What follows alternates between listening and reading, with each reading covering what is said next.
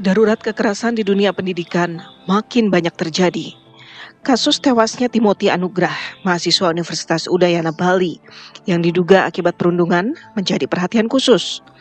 Berdasarkan keterangan saksi dan hasil penelusuran awal, Timothy diketahui melompat dari lantai 2 gedung FISIP.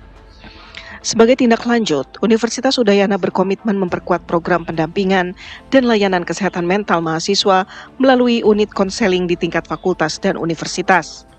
6 mahasiswa yang melakukan perundungan diberhentikan dari keorganisasian kampus. Sebuah tindakan indisipliner berujung kekerasan dilakukan Kepala Sekolah SMA Negeri 1 Cimarga, Kabupaten Lebak, Banten. Dirinya menampar siswa diduga kesal usai memergoki siswa yang tengah merokok.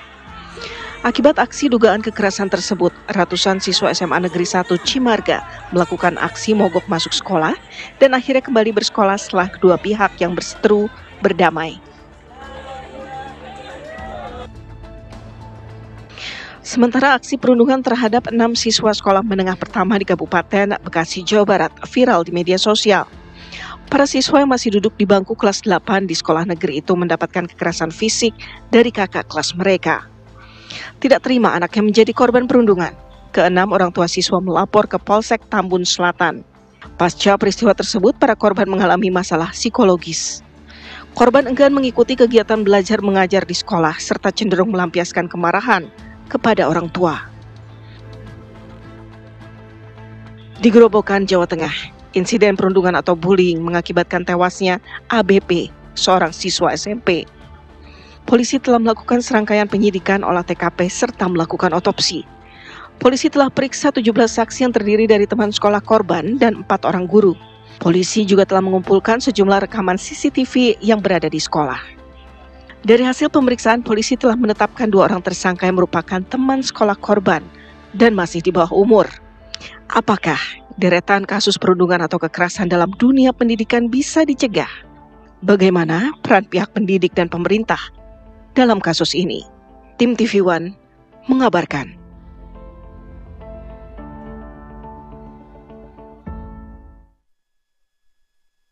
Ya, Philip, sungguh miris ya. Di zaman sekarang ini ternyata kekerasan di dunia pendidikan atau dengan kata lain bully masih saja terus terjadi dan seolah-olah tidak ada jalan keluarnya gitu. Itu dia, sekolah maupun universitas seharusnya menjadi tempat yang paling aman di Indonesia, di mana juga di sana merupakan tempat untuk memperoleh pendidikan. Namun ternyata sayangnya kasus bullying ataupun perundungan masih marak terjadi begitu, Adik Kumala. Siapa yang harus bertanggung jawab dengan kejadian-kejadian kekerasan dalam dunia pendidikan? Kita akan bahas dengan narasumber yang sudah hadir di studio. Ada Mbak Hanifah Hasna, kriminolog. Bu I, selamat pagi. Mbak Hanifah. Selamat pagi, Mbak Hanifah. Selamat pagi. Kemudian ada juga Pak Tantan Hermansyah, sosiolog perkotaan. Selamat pagi, Pak Tantan. Selamat pagi, Assalamualaikum. Namun sebelum kita membahas dengan para narasumber yang ada di studio, kita juga sudah terhubung dengan ayah Timothy ya, almarhum yang menjadi korban. Ada Pak Lukas Triana Putra. Selamat pagi, Pak Lukas. Pagi, Pak, Bu. Baik, mungkin pertama kami juga ingin mengucapkan turut berduka cita untuk meninggalnya Timothy yang memang diduga mengalami bullying ataupun perundungan. Pak Lukas, kami semua penasaran, Pak. Bagaimana kemudian komunikasi awal Pak Lukas dengan almarhum Timothy seperti apa? Apakah memang ada keluhan ataupun cerita dari Timothy, Pak Lukas? Jadi pertama saya akan dilagaskan kronologi dari saya mengetahui dari kejadian ini. Jadi pada saat hari Rabu jam 1 saya dihubungi oleh maminya Timi. Pada saat itu saya sedang meeting, jadi saya tidak mendengar suara handphone karena saya silent. Setelah saya dapat kabar, ternyata anak saya dipanggil oleh Tuhan. Ya, saya langsung berangkat ke Bali malam hari jam 11 malam. Nah, pada saat itu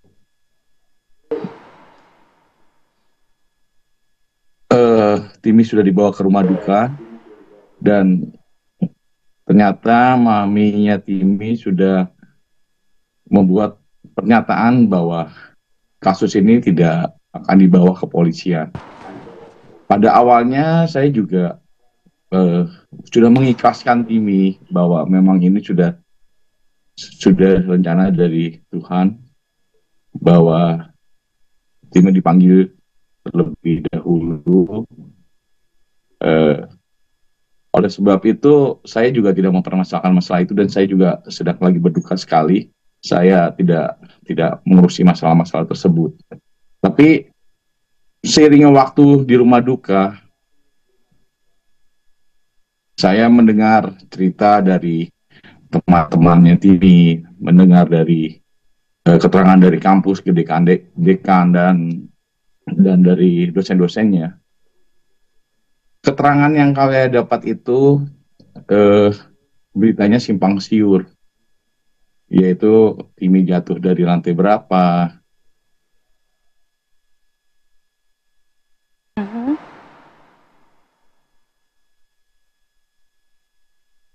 Baik, Pak Lukas. Baik, Pak Lukas, masih mendengar suara kami?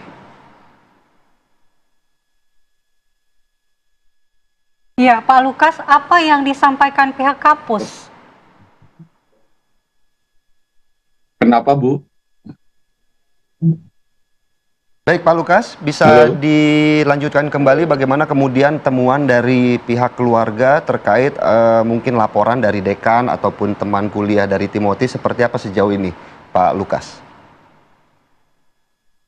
Jadi karena tidak jelasnya kronologi dari kejadian tersebut, saya melaporkan ke pihak kepolisian. Karena ada beberapa hal yang harus diluruskan. Pertama adalah anak saya tidak cacat mental. Anak saya memang punya gangguan pendengaran pada masa kecilnya, yaitu pada umur 3 tahun dia belum bisa berbicara. Nah, kita membawa dia ke dokter spesialis THT anak untuk diperiksa. Dan ternyata memang ada sumbatan kotoran-kotoran yang membuat dia tidak mendengar secara baik dan benar. Itu sehingga membuat dia susah berbicara. Yang kedua adalah anak saya sekolahkan di sekolah internasional karena saya ingin memberikan anak saya yang terbaik.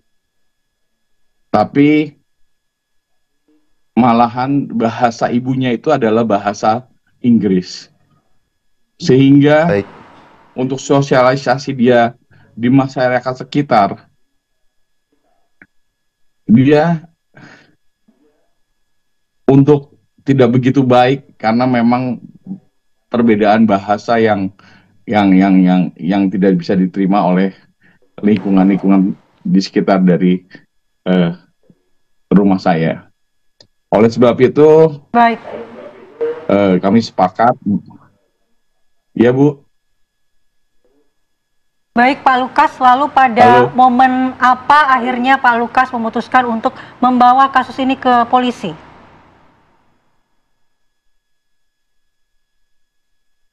Ya karena pada saat itu tidak jelas untuk beritanya pertama. Kedua ada berita-berita yang di medsos itu yang tidak benar. Dan dari pernyataan dari pihak kampus pun yang kurang benar pernyataannya. Boleh saya jelaskan pernyataan di kampusnya tersebut? Boleh saya jelaskan? Ya, silakan Pak Lukas. Dari pihak kampus menjelaskan bahwa anak saya itu tidak ada dibully sebelum kejadian meninggal. Saya beritahukan, saya sudah konsultasi dengan kuasa hukum saya. Kasus bullying itu memang sangat susah dibuktikan, terutama yang kasus bullying yang verbal. Karena yang verbal itu pembuktiannya susah sekali, kecuali kalau memang bullyingnya itu adalah fisikal dan bullying yang ada di media sosial. Itu sangat gampang sekali untuk dibuktikan. Seperti yang dari beberapa mahasiswa dari UNUD yang membuli anak saya setelah pasca kematiannya. Itu gampang dibuktikan. Baik. Kalau itu mau dibawa ke ranah hukum, itu gampang itu. Pidananya gampang. Baik. Gitu. Cuman saya tidak mengambil langkah tersebut.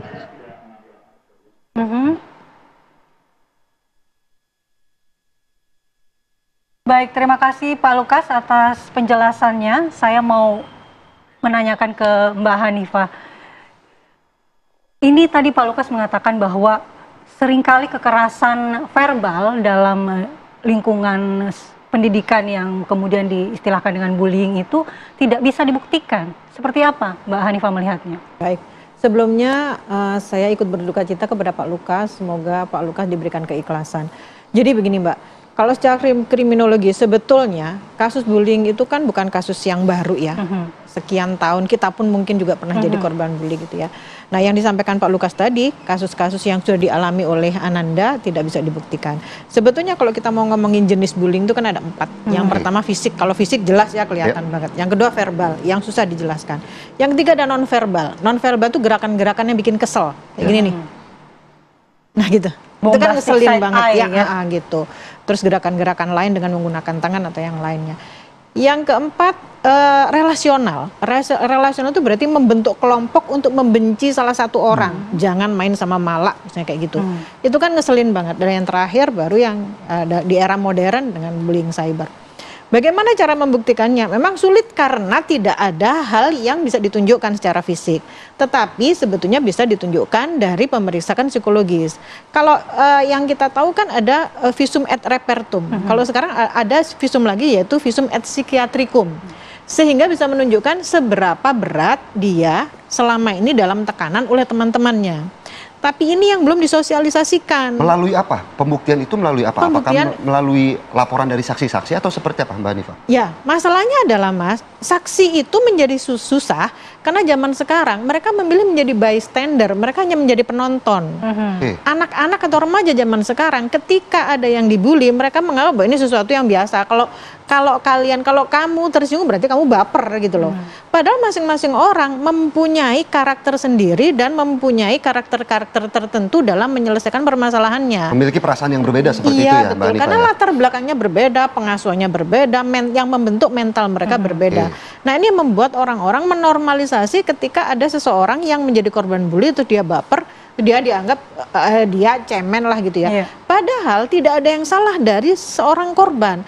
Yang salah bagaimanapun juga tetap perilaku yang dilakukan oleh pelaku gitu loh. Ada masalah apa dengan pelaku ini?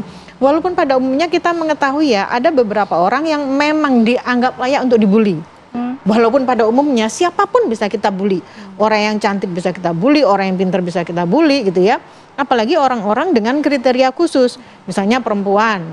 Yang kedua dia nggak pede atau kuper.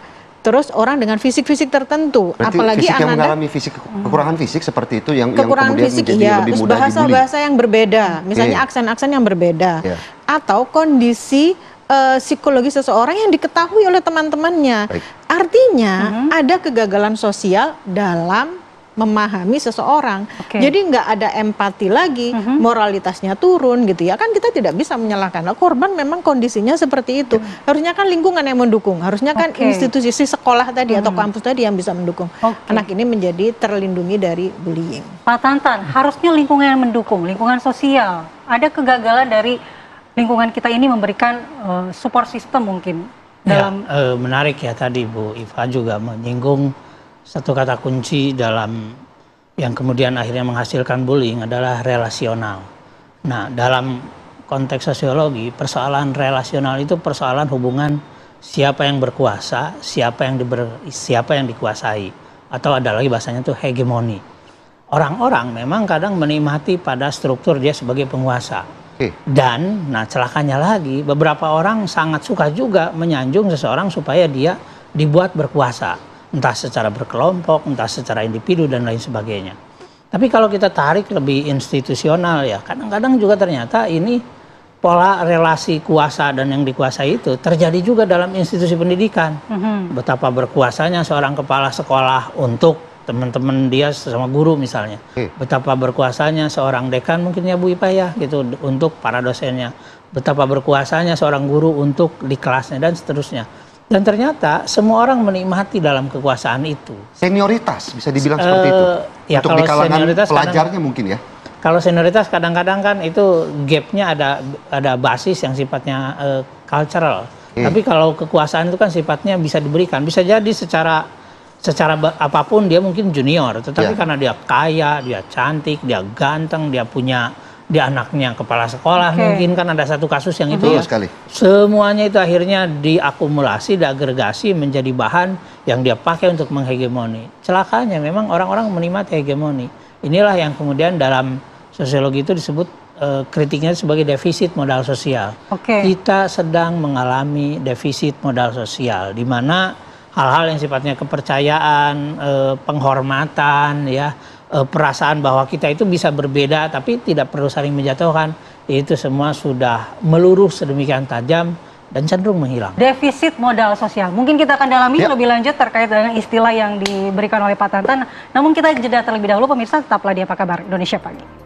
Kita lanjutkan dialog dan saya langsung ke Pak Tantan. Tadi menggantung pertanyaannya, ini kayaknya cerminan problem sosial yang lebih luas ya, bukan hanya sekedar kekerasan di lingkungan pendidikan aja. Tadi modal sosial seperti apa sih penyebabnya? Ya, memang kita kadang-kadang terpesona dengan hal yang sifatnya mikro ya. Kasus-kasus ini tanpa kita mengecilkan itu, tapi itu kan fenomena mikro. Tapi kalau kita tarik ke level yang lebih makro, misalnya data KPI saja kan udah 3.000 lebih sekian kasus yang diadukan.